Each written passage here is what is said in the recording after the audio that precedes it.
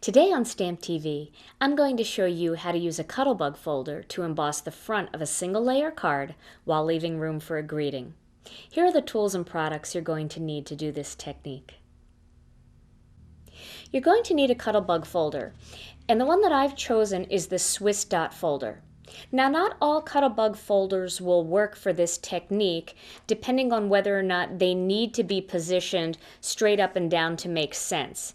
If they're a more generic pattern like a dot or a stripe, you can use them either orientation, then they'll be fine for this technique.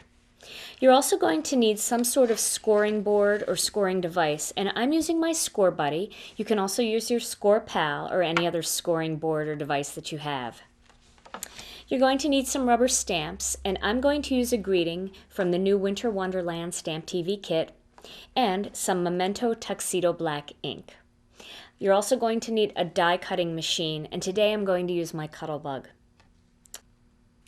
I started by taking an 8.5 by 11 sheet of cardstock, and I cut it in half the long way at 4 1/4 inches.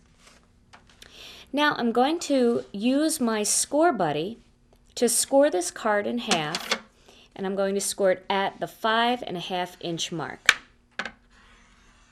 Now, whenever you're using the Gina K Designs Pure Luxury Heavy Base Weight Ivory or the 120-pound base weight white cardstock, it is a good idea to score it a couple times, and then as you can see, I fold it away from that score line. Then using the end of the tool, just flatten it out so you get a nice flat mark there. And you'll see at the top there's no cracking at all. It's just beautiful, even though this is a very heavy weight cardstock. My next step is to use my Cuttlebug folder, and what I'm going to do here is I'm going to emboss the top half of this card, actually more than the top half, and you'll see what I mean in a second. So once again, I've flattened out my piece of cardstock, even though it's already scored and ready to fold. And I'm going to place my Cuttlebug folder right up against that top score line, and I'm going to make sure that the piece of cardstock is pressed all the way in to the top of that Cuttlebug folder. And that will give me a nice even impression. And the way this particular Cuttlebug folder is set up, if you make sure that the cardstock is all the way pressed up against the edge, your dotted lines will be perfect for this size card. So now I have a B plate down, and I'm going to lay my other B plate down, and then I'm going to put a B plate on top. So I'm just going to be scoring this much of the front panel of the cardstock.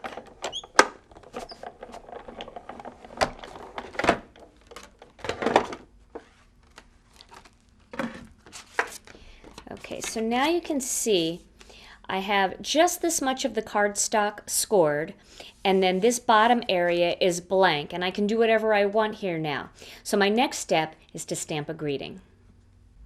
So to make sure my greeting is perfectly straight, I've decided to use my Stamp-A-Ma-Jig, and I've already stamped my greeting onto the acetate sheet that comes with the Stamp-A-Ma-Jig, and so that's all lined up and ready to go.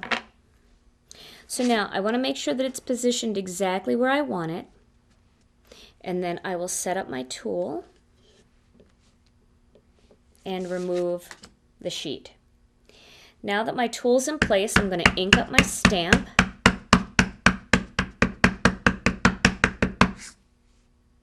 and stamp it right in place.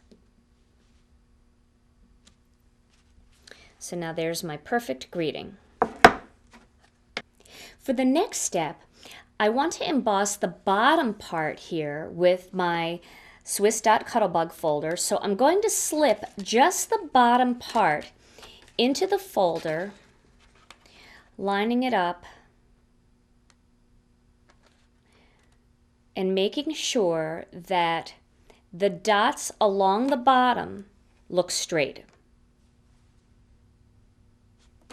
And now I'm going to slip that whole thing into my Cuttlebug and put the B plate on top and run just that part through. And you can see I only used the B plate just a little bit on the card. I didn't press it all the way down because I didn't want to smash down any of the dots up here. I just wanted to get that little bit of an impression in there. So now you can see I have dots on the top and I have dots just at the bottom. Now I want to accent those dots, and I'm going to do that with my Score Buddy. Now for this part of the technique, I do want the lines that I'm going to create to actually protrude forward along the front of the card. But I won't be able to see, if I flip the card around, I won't be able to see exactly where I need to score. So I'm going to start by creating the score line on the front. And so I'm actually taking one of the dots there and I'm just putting it just to the right of one of the score lines. And I'm going to create a light score line right down that spot, like that.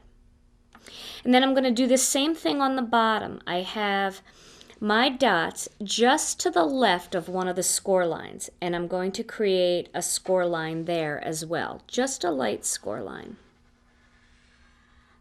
just so I'll know where to score on the back. Now I can flip that over and I can deeply score right over those lines because I'll see exactly where they are. I just have to press them up against one of the score lines of the Score Buddy. And I'm going to do it just a couple times because you know our cardstock is very thick. There we go.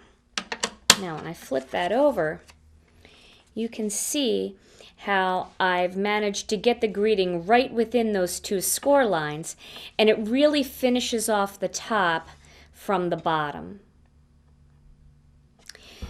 And my final step is to just add a focal image and any kind of embellishment that I want.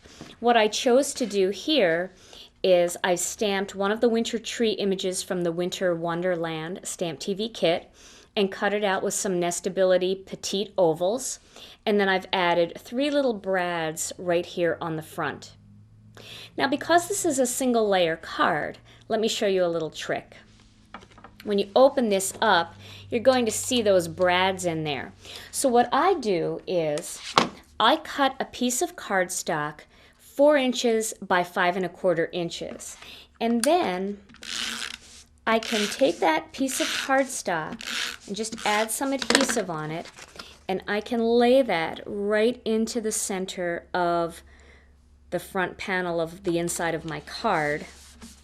And that just hides those brads so you don't see them, and it finishes off the card inside.